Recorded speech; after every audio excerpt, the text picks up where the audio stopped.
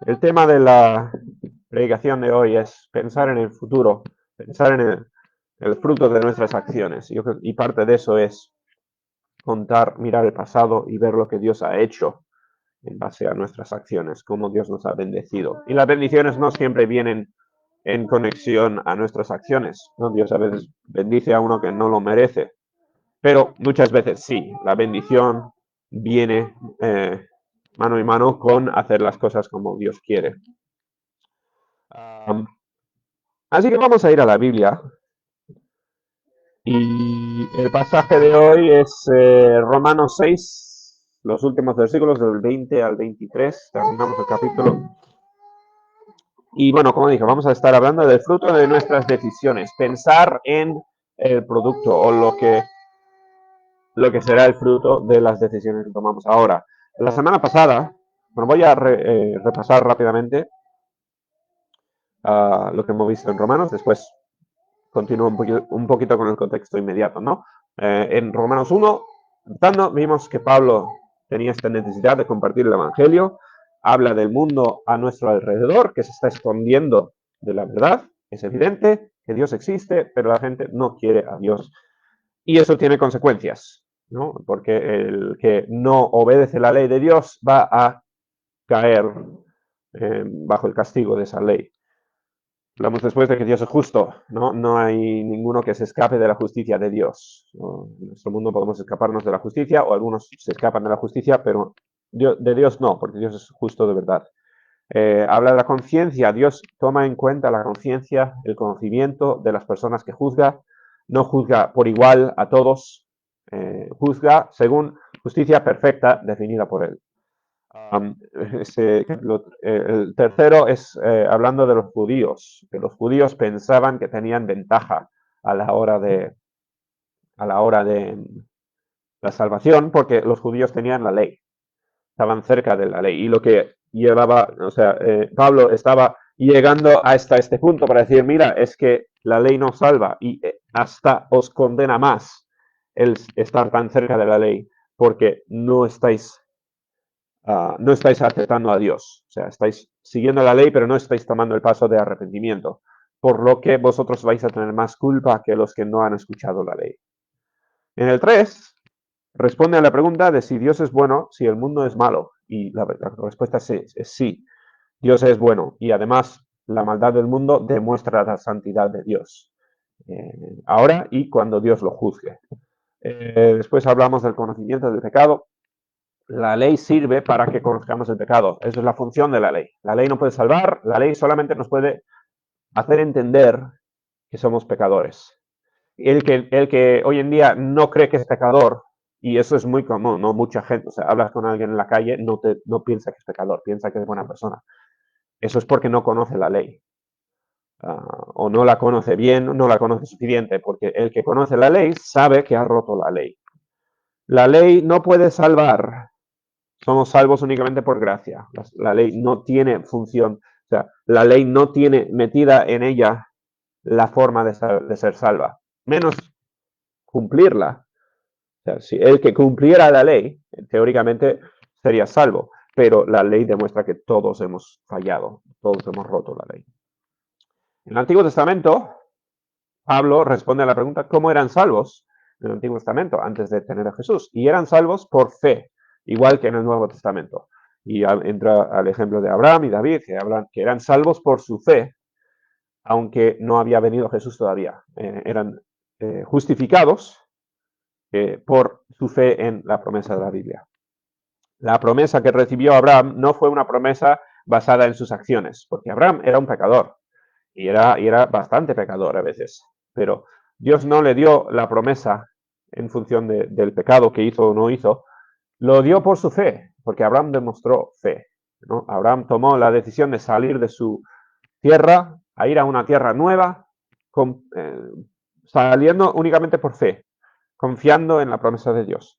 ¿Y por qué lo hizo? Porque estaba convencido del poder de Dios. Abraham conocía suficiente de Dios como para decir, yo me lanzo y confío que Dios es poderoso para hacer lo que él ha prometido. Y eso es lo que definió la vida de Abraham. Por eso fue justificado. El justo puede gloriarse en tribulaciones. El justo tiene ventajas cuando entra en tribulaciones. Abraham pasó por tribulaciones tremendas. Isaac, Jacob, todos los que vinieron después, por su fe, podían pasar por las tribulaciones con confianza. Porque la fe es eso, ¿no? La fe es decir, yo sé que aunque estoy en tormenta, tengo confianza en el barco, o tengo confianza en el navegador, o quien quieras, ¿no? Pero tengo confianza que voy a atravesar la tormenta porque Dios está al mando, Dios está en control. Pensamos en los discípulos que cruzaron el mar de Galilea con Jesús en el barco y no tuvieron fe, ¿no? Los discípulos estaban eh, terrorizados por las olas y porque tenían miedo de morir. Y eran pescadores, o sea, eran gente que conocía el mar, no eran gente que no había andado en el mar y tenían miedo irracional, ¿no? Estos conocían el peligro, tenían miedo, y Jesús les dijo, no temáis, estoy aquí, ¿no? Yo lo tengo bajo control. Y eso es la fe da esa paz en la tormenta. Uh, bueno, después vimos que somos justificados por Jesús y somos salvos por Jesús. Son dos cosas distintas, aunque parecidas. Justificados es que somos declarados inocentes de haber roto la ley. Y salvos habla de la bendición adicional, o sea, el regalo de la salvación, el regalo de la presencia de Dios, el cielo, todo lo que Dios da a el que es justificado. Las dos cosas son por la gracia. Después vimos que Adán es como un ejemplo de Jesús.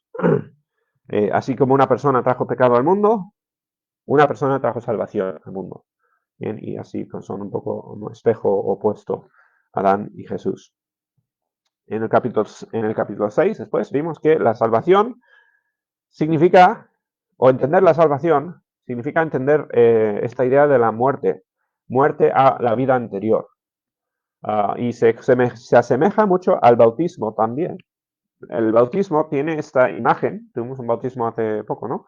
El bautismo conlleva esta imagen de muerte, como uno que es enterrado, y resurrección, ¿no? Muerte y resurrección a vida nueva. Es visual, es simplemente un símbolo, ¿no? Pero la salvación es eso, es muerte a la vida anterior, resurrección a una vida nueva en Cristo. Y así como Jesús murió y resucitó, cada uno de nosotros espiritualmente muere y resucita a la hora de ser salvos. Después, la semana pasada, hablamos de los dos maestros y dijo Pablo, todos tenemos un maestro, todos somos esclavos. La palabra esclavo en los tiempos de Pablo no significaba exactamente lo mismo que hoy en día. La connotación no era tanto de lo terrible que es la esclavitud hoy en día, que sabemos, ¿no? La esclavitud en su día era básicamente sinónimo con ser un deudor. Uno podía ser un esclavo por un año hasta pagar una deuda, ¿no? Era una cosa mucho más común y menos fuerte la idea de la esclavitud, ¿no? Pero Pablo dice que somos esclavos o siervos de o el pecado o de Cristo, o de la carne o de Cristo, es lo que dice. Y no hay camino aparte de estos. No somos independientes en esto. O servimos a la carne o servimos a Cristo. Y esas son las dos opciones. Y dice Pablo, escoge quién quieres servir. Y hoy continuamos con ese contexto, hablando un poco de las consecuencias de la decisión que escojas. O sea, si quieres escoger el pecado, ¿qué conlleva eso? Si quieres escoger a Cristo como maestro, ¿qué conlleva eso? Y de eso vamos a hablar hoy. Bien. Antes de empezar el versículo 20, vamos a orar. Que Dios nos bendiga y empezamos. Nuestro Padre, damos tantas gracias por el día que nos has dado, gracias por el pasaje. Vamos a estudiar ahora, pido que sea de bendición a cada uno aquí. Ayúdanos, Señor, a aprender juntos, ayúdanos a entender el pasaje, ayúdame a mí a hablar claramente y que cada persona escuchando aquí o por internet, pues que nos ayudes, Señor, a, como dice el texto, pensar en las consecuencias de nuestras decisiones. Te lo pedimos todo entonces en el nombre del Señor Jesús. Amén. Muy bien, entonces, el fruto de nuestras decisiones, empezamos con el versículo 20. Dice así, Romanos 6:20. Porque cuando erais, y eso está hablando de todos, ¿no? Está incluyendo a todos. Pablo está hablando principalmente a cristianos aquí. Por eso dice erais, porque muchos aún siguen siendo esclavos del pecado. Pero hablando a cristianos que han salido de la esclavitud al pecado, pero todos vinieron de ese lugar, dice, porque cuando erais esclavos del pecado, erais libres acerca de la justicia. Esto es un argumento curioso, pero básicamente Pablo dice, en un punto en el pasado, vuestra vida era esclava de la carne y de los deseos de la carne. Vivíais según los deseos de la carne. Esto es decir, vuestro maestro era lo que yo quiero hacer.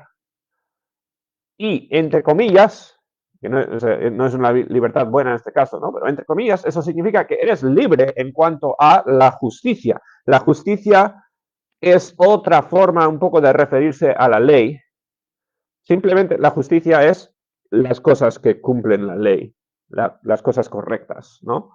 Éramos libres para no hacer cosas correctas. ¿Por qué? Porque habíamos escogido como maestro la carne. En vez de a Cristo, estamos sirviendo a la carne. Eso nos daba libertad. Ahora, libertad en un sentido, pero claro, las decisiones, la decisión de seguir a la carne, conlleva consecuencias.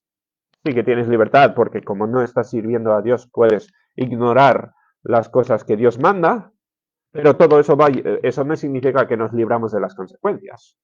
Así que sí, puedes vivir en libertad de la justicia, y así vive mucha gente, ¿no? Dicen, ¿yo por qué voy a seguir un libro? ¿Por qué voy a obedecer un libro que se escribió hace más de 2000 años? ¿No? ¿Por qué voy yo a sujetarme a reglas de Dios si no creo en Dios? O lo que sea, ¿no? Pues viven en libertad, hasta de cierta manera, ¿no? En cuanto a la justicia, porque no están intentando cumplir la justicia, no les importa la justicia. Viven como esclavos del pecado. Y eso significa que pueden ignorar la justicia. Pero, Pablo hace la pregunta, ¿no? Pero, ¿qué fruto teníais de aquellas cosas de las cuales ahora os avergonzáis? Está hablando a cristianos, ¿no? Y dice, ahora es vergüenza lo que era vuestra vida anterior, lo que era nuestra vida anterior. Pero ¿qué fruto? O la idea de fruto es qué cosecha, ¿no? ¿Qué son las consecuencias de las cosas que hacíais antes que ahora son vergüenza? Y puedes mirar pecado por pecado por pecado, ¿no? Mentira, lujuria, envidia, puedes coger los 7 pecados cardenales, como se suele decir, ¿no? O cualquier pecado, cualquier cosa que vaya en contra de la ley de Dios. Todas terminan en mal, sin argumento. O sea, la mentira, ¿dónde te lleva? La mentira te lleva a un lugar peor en el futuro. Es como aplazar el momento de lidiar con la verdad. Pero la mentira no quita la verdad sigue así y simplemente estás aplazando el momento de enfrentarte con la verdad. Todos los pecados traen tristeza y muerte en su fin. Igual que todas las adicciones, piensa en tipo cosas como drogas y adicciones que la gente entiende, ¿no? El que toma su primer cigarrillo sabe, si no es el más tonto del mundo, sabe que eso lleva a un lugar malo y lo hace de todas formas. El que bebe alcohol sin moderación o sin cuidado o lo que sea, sabe que eso te lleva en una dirección terrible. El que prueba drogas o vive una vida de desenfreno sexualmente o sin obedecer las leyes de Dios, por lógica sabemos que nos dirige eso a un sitio peor. Lo hacemos de todas formas, pero las consecuencias están ahí, las consecuencias son claras, ¿no? El fin de todas esas cosas es muerte, ¿no? Recuerdo lo que dijo Dios en Génesis 2, 16, 17, Dios hablando a Adán. Y mandó Jehová Dios al hombre diciendo, de todo árbol del huerto podéis comer, mas del árbol de la ciencia o el conocimiento del bien y del mal no comerás. Única regla en el huerto, no comerás de este árbol. El árbol o sea, tenía simbolismo. Era un árbol literal, ¿no? Pero simbolizaba el único pecado que había. Vivía en un mundo sin pecado en ese entonces. El árbol era simplemente la única forma de decir, Dios, yo no te quiero obedecer. La única forma de romper las leyes de Dios. ¿No? Imagínate un mundo donde solo existe un pecado. Es fascinante la idea.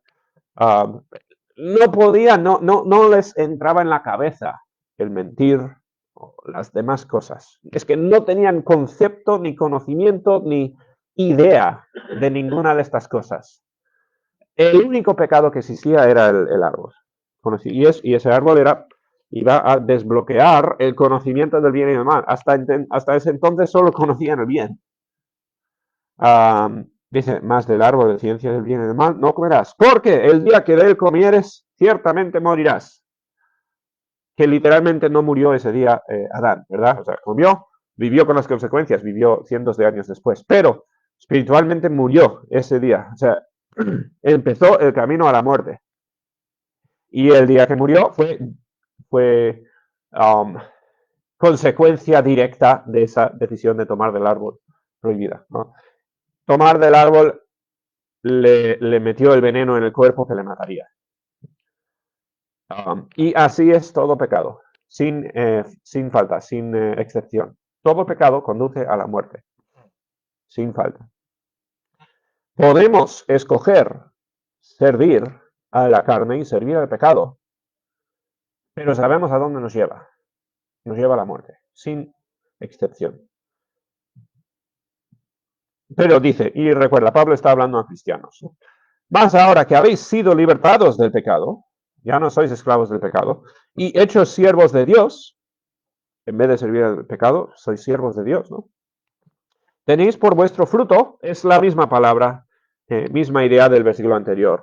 Si el pecado tiene por fruto la muerte, el servir a Dios tiene por fruto la santificación y como fin la vida. O sea, como producto es la santificación, que significa ser santos, ser sin pecado, ¿no? Ser como Cristo. El fruto de vivir por Cristo es la santificación. Y eso lo dice porque cuando uno elige vivir por Cristo, el proceso de santificación se está produciendo en su cuerpo, en su vida. No es un chasquido donde de repente somos santos. Hay un sentido en que sí. Pablo a veces habla a los santos que viven en tal iglesia. Y somos santos en posición, porque nuestro destino está cierto, pero no vivimos como santos. A mí da gracia a veces en la cultura en que estamos, ¿no? Donde cada día tiene su santo. Donde esas personas que llamamos santos no vivieron como santos. A ver, si eran salvos, pues eran santos en nombre, y ahora en presencia de Dios, si están en presencia de Dios, pues son santos, pero no vivieron de santos. Y siempre es un poco gracioso pensar en llamar gente santos porque las vidas, evidentemente, cualquier persona que les conocía sabía que no vivían santos. Somos santos, pero solamente en una forma, en un sentido técnico. No vivimos como santos hasta que hayamos sido santificados, ¿no? Hasta que hayamos dejado completamente el pecado. Tenéis por vuestro fruto la santificación, por eso se usa esta palabra que significa el proceso de ser santos, ¿no? La santificación es convertirse en santos. Y como fin o como conclusión, así como el pecado te lleva a la muerte, servir a Cristo, ser siervo de Dios, te conduce a la vida y vida eterna. Muerte eterna no tiene sentido porque la muerte es eterna ya de por sí, ¿no? La muerte significa eternidad, ya conlleva en sí. La vida puede acabar, por lo menos la vida que conocemos nosotros, o sea, vida conlleva este descriptor de eterno porque es vida que no acaba. O sea, nosotros todos tenemos vida ahora, pero sabemos que esa vida viene con una cuenta atrás que termina en la muerte. pero la vida que viene por servir a Dios es vida eterna, ¿no? Sin acabar en la muerte. O sea, realmente es un camino distinto a servir a la carne. Nuestro concepto de la vida, pues es vida hasta el punto que acabe, pero no es así cuando somos siervos de Dios. Es vida eterna, para siempre, como debería haber sido, como debería haber vivido Adán y Eva, deberían haber vivido Adán y Eva, y como viviremos nosotros después de ser salvos. Entonces, el fruto de una vida que sirve la carne es el pecado, perdona, el fruto es la muerte. El fruto de una vida que sirve a Cristo es vida eterna. Por lo tanto, dice Pablo, escoge el correcto, no escoge el servir a Cristo. Y dice el versículo 23, todos tendrán memorizado este versículo, ¿no? Porque la paga del pecado, y aquí la paga es la recompensa, es la idea de lo que el intercambio, cuando tú haces una cosa, recibes otra cosa a cambio. Si tú vives pecado, recibes muerte. Y no puedes decir que no lo quiero. Viene con hacer el pecado. Nadie puede escaparse de la muerte. La paga del pecado es muerte. Punto. Se acabó. No hay, es que no hay más. Más la dádiva o el regalo, este es diferente a la palabra paga, ¿no? Paga involucra transacción equitativa, transacción justa, una cosa por otra. Dádiva es un regalo gratis, una cosa inmerecida, ¿no? Es como parecido a la palabra gracia. Dádiva significa algo que es dado sin tener algo a cambio. Muy diferente. La dádiva de Dios es vida eterna. El regalo por servir a Dios. O sea, no ganamos la vida eterna con la decisión de servir a Dios. No es un intercambio justo. No merecemos la vida eterna. Es regalo por servir a Cristo. Regalo cuando servimos a Cristo, ¿no? Más la dádiva de Dios es vida eterna en Cristo Jesús, Señor nuestro. Y Señor allí significa, es esta idea de servir a un maestro, ¿no? Cuando Cristo es nuestro Señor, en vez de el pecado o la carne, el regalo, la recompensa inmerecida, es la vida eterna. Bien, así que una de las cosas que separa al cristiano del inconverso, igual que una de las cosas que separa a un adulto de un niño en general, o una persona madura a una inmadura, una persona inteligente de una persona sin inteligencia, ¿no? O sea, creo que podemos entender fácilmente la diferencia entre una persona que puede pensar en las consecuencias de sus acciones, o sea, pensar en el futuro y actuar pensando en el futuro, a una persona que actúa en el momento y ya está. Hay una diferencia muy grande, ¿no? Un niño no puede pensar, o sea, le cuesta desarrollar el poder pensar en las consecuencias, ¿no? Es algo que hay que enseñar al niño o va aprendiendo poco a poco. Si hago esto, va a ocurrir esto, o castigo o recompensa, ¿no? Eso es algo que hay que aprender porque no viene nato a los niños, así, no piensan los niños así de inmediato, ¿no? Un niño no dice, pues para el año 2024 yo quiero hacer tal cosa, quiero hacerme esta meta porque al final del año quiero lo que sea. El niño no piensa así, evidentemente, ¿no? El niño piensa, ¿qué es lo que quiero hacer ahora? ¿No? ¿Qué es lo que quiero hacer hoy? Y ya está. Con la madurez viene esta idea de poder pensar en el futuro y tomar decisiones basadas en las consecuencias, ¿no? Entendemos la idea de gratificación instantánea o gratificación aplazada. La idea de espero algo mejor en vez de escoger algo liviano ahora, ¿no? Bueno, el cristiano es el que piensa en el futuro, ve las consecuencias de sus decisiones Ahora, hay cristianos más maduros que otros, ¿no? Hay cristianos inmaduros o nuevos y hay cristianos más maduros. Esto es una cosa que hay que ir aprendiendo incluso como cristianos. Esta idea de tener una visión eterna, una perspectiva eterna, pensando en las consecuencias de lo que vamos a hacer, ¿no? Pero es una de las cosas que separa al cristiano del inconverso. El inconverso vive para el día, de la famosa frase esta carpe diem, de vivir para el día, o vivir, aprovecha el momento, ¿no? O sea, solo tienes este momento, no la pierdas, úsala a tope. Que tiene no digo que está enteramente mal esa idea, ¿no? Tiene alguna idea buena allí, pero la idea no es vive en este momento por lo que vaya a venir en el futuro. Y así es como piensa y debería pensar un cristiano.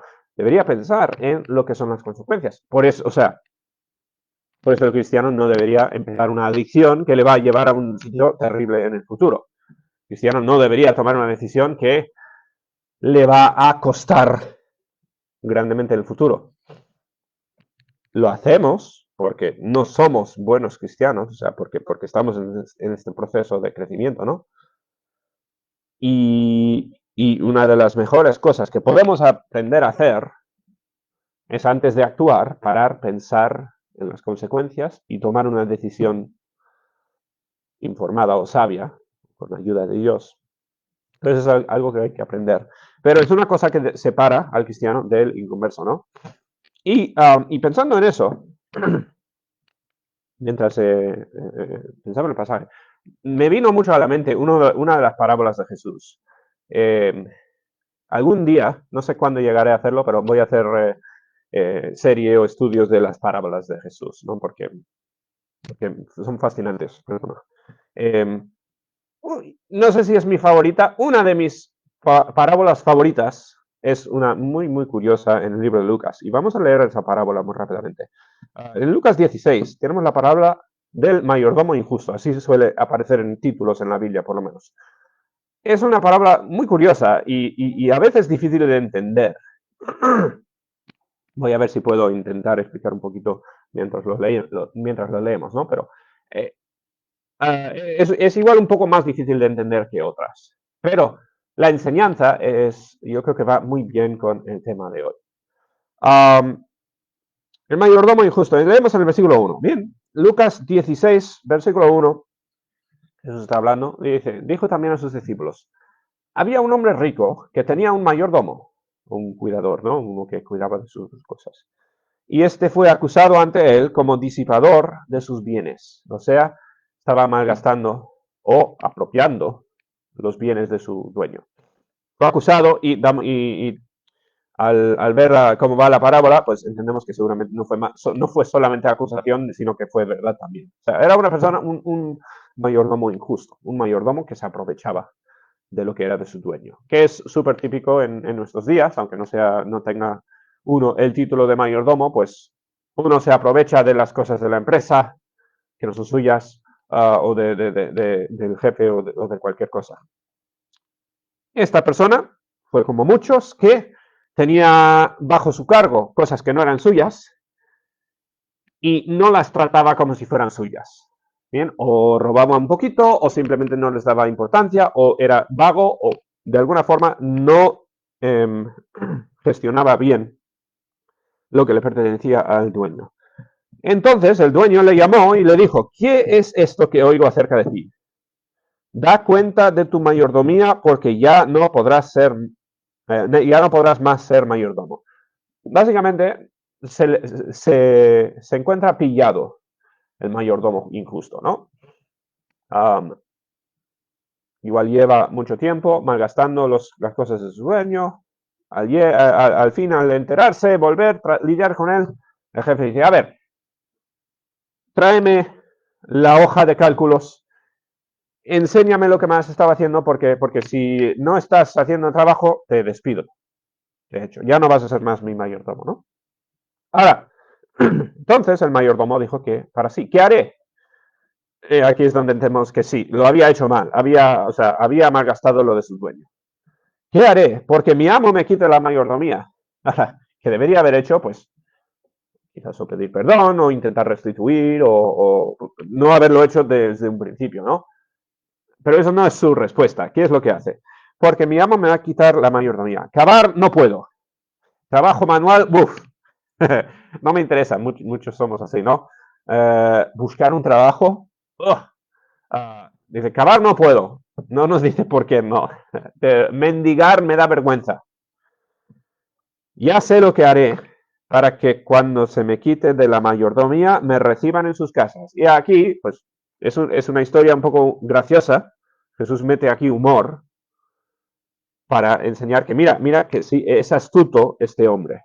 Dice, y llamando a casa a uno de los deudores de su amo, o sea, uno le tiene una deuda al amo, no es deuda al mayordomo mismo, ¿no? Es al amo, y él gestiona estas deudas. Antes de que se le eche del trabajo, dice, llama a uno y dice al primero, ¿cuánto debes a mi amo? Él dice, 100 barriles de aceite, por poner el ejemplo, ¿no? Y le dijo, mira, toma tu cuenta, siéntate pronto y escribe 50. Vamos a cambiar los números aquí, falsificar un poquito, me das 50 en vez de 100 y lo dejamos zanjado, ¿no? Ahora, así no funcionan las deudas, así no funcionan las cosas. El dueño no estaría contento con este resultado. O sea, el dueño se le acaba de robar 50 barriles de aceite, ¿no? Pero claro, el mayordomo dice, esto me beneficia a mí. Bueno, primero le beneficia al otro porque este se libra de la mitad de su deuda, se paga ahora, y me beneficia a mí, ¿cómo? Ahora lo veremos. Después dijo a otro, ¿y tú cuánto debes? Y él dijo, 100 medidas de trigo. Él le dijo, toma tu cuenta y escribe 80, lo mismo, ¿no? Y alabó el amo al mayordomo malo por haber hecho sagazmente. Y aquí entra la gracia. El mayordomo, en sus últimos momentos, antes de ser echado, dijo, vamos a ser amigos por todas partes. Vamos a ganar favor con todos los que podamos, porque yo sé que me van a echar de aquí. El amo reconoce la astucia de su mayordomo. Ahora, le echa de todas formas, porque le acaba de robar descaradamente. Pero dice, el amo le alabó por haber hecho sagazmente, porque los hijos de este siglo son más sagaces en el trato con sus semejantes que los hijos de luz. Ahora, esta parábola no te está diciendo cómo ser mayordomo. No está Dios diciendo que lo hizo bien el mayordomo injusto. Lo hizo mal. Pero lo que está comunicando Jesús es que mira cómo esta historia, que es una historia que se podría repetir fácilmente 1.000.000 de veces, no es una historia difícil de imaginar, seguramente ocurría o parecido. En esta historia, mira que era astuto el mayordomo, porque se ganó buen favor con muchos, para cuando se quedara sin trabajo, pues otros van a tener favor para con los que eran creditores a su dueño. Aprovechó el momento pues pensando en el futuro. Básicamente, este mayordomo pensó en el futuro y actuó sagazmente, sabiendo que podía mejorar su futuro haciendo mal. Evidentemente, estaba mal lo que hacía. Y era sagaz, eso significa astuto. Pensaba en el futuro, actuaba con astucia. Y dice, los hijos de este siglo, muchas veces, los inconversos son más sagaces que los hijos de luz. Y eso no es lógico, no debería ser así. Y ahí está el problema. Los hijos de luz, los cristianos, deberíamos ser más astutos que ninguno. Ahora, no astutos para engañar o para abusar o para beneficiarnos de otro. No deberíamos estar usando nuestra astucia para mal, evidentemente, ¿no? Pero ¿qué significa la astucia en un cristiano? Pues es lo que nos contaba Romanos. Es pensar en el futuro. Es actuar porque sabemos que nos va a beneficiar más en el futuro. Jesús habló tantas veces, ¿no? De actuar ahora pensando en las recompensas que Dios va a dar en el futuro. Y yo muchas veces me pregunto, ¿por qué Jesús hablaba de esta forma? Porque no es motivación buena. O sea, parece raro decir, vamos a servir a Dios por las recompensas que vamos a recibir a cambio. Y es verdad, no es no es la razón fundamental por servir a Dios. Pero Jesús animaba a sus oidores de actuar con astucia, o sea, pensar en el futuro. Actuar hoy, tomar decisiones costosas hoy, porque nos van a llevar a un lugar mejor en el futuro. Y la vida está lleno de eso, ¿no? ¿Por qué mete uno horas y horas y horas estudiando para pasar un examen? Horas de sufrimiento. Pues porque supuestamente vale la pena el examen que se van a sacar o el título, ¿no? ¿Por qué mete uno horas trabajando en algo que no le gusta? Pues igual sabe que eso le va a llevar a le va a abrir puertas mejores en el futuro. Y uno sufre más en el momento porque sabe que en el futuro va a valer la pena. Eso es astucia, ¿no? Eso es pensar en el futuro. Y lo que es algo que debería ser una característica del cristiano, no solamente a nivel terrenal, que el cristiano debería ser astuto con dinero, con su tiempo, con todo lo que tiene, deberíamos ser mayordomos astutos también. Pero a nivel de nuestras acciones morales, deberíamos actuar con más astucia, porque sabemos más que nadie las consecuencias del pecado. O sea, esto Pablo está haciendo un argumento lógico aquí, diciendo, a ver, cristiano, y está hablando a cristianos, está hablando a gente que sabe. Tú sabes lo que va a traer el pecado. No va a salir bien. Nunca te va a salir bien un pecado. El pecado trae gratificación momentánea y sufrimiento mucho mayor después. Siempre, todo pecado, sin excepción. Todo pecado trae después dificultad. Y no tiene que ser pecado. O sea, decisiones, cualquier decisión de venir a la iglesia o no, decisión de poner prioridad aquí o no, decisión de cómo voy a actuar hacia mi familia o no. El cristiano sabe que si no hago lo correcto hoy, voy a sufrir más en el futuro. Si tomo una decisión tonta que no es de cristianos hoy, voy a sufrir, pero lo tomamos de todas formas, ¿no? Así actuamos. Sabemos, o deberíamos saber, como cristianos, deberíamos conocer un poquito cómo van a ir las cosas, pero de todas formas pecamos. Y hablo a mí mismo aquí, ¿no? Porque yo peco. Y yo peco sabiendo lo que va a conllevar ese pecado, y sabiendo las consecuencias, y aún peco. Bien, lo hago yo y sé que lo hacemos todos. El cristiano debería tener esta capacidad debería tener astucia, debería poder pensar en el futuro, que el futuro informe nuestras decisiones en el presente. Jesús termina la parábola diciendo, yo os digo, ganad amigos por medio de las riquezas injustas, para que cuando éstas falten nos reciben en las moradas eternas. Básicamente, y seguimos aquí hablando con un poco de ironía, pero Jesús dice, aprovecha lo que tienes ahora para hacer amigos, para hacer, y yo creo, o sea, aquí se puede debatir un poquito, pero yo creo que está hablando Jesús aquí básicamente del evangelio y evangelizar a la gente. O sea, usa lo que tienes, dice riquezas, porque en el contexto está hablando de riquezas, pero usa tus pertenencias, todo lo que tengas, ahora, para ganarte amigos que vas a tenerlos para siempre en el cielo. Es básicamente la idea, ¿no? Es idea muy sencilla. Aprovecha ahora, porque ¿qué quieres? Llegar al cielo con un montón de riquezas y ningún amigo o ninguna persona influenciada por ti espiritualmente y estar la eternidad sin una persona así, que tengáis esa... Porque piensa que cuando llegues al cielo nunca más vas a tener oportunidades como las que tienes ahora, de quizás ser una guía espiritual a otro, de traer a otro a Cristo, o de hacer una relación espiritual, tener una relación espiritual con alguien, ¿no? Guiar a alguien a Cristo. Eso se acabará. ¿Y qué quiere? Ahora, obviamente, no va a ser llegar al cielo y estar triste porque no tienes ningún amigo. Así no va a funcionar el cielo, ¿no?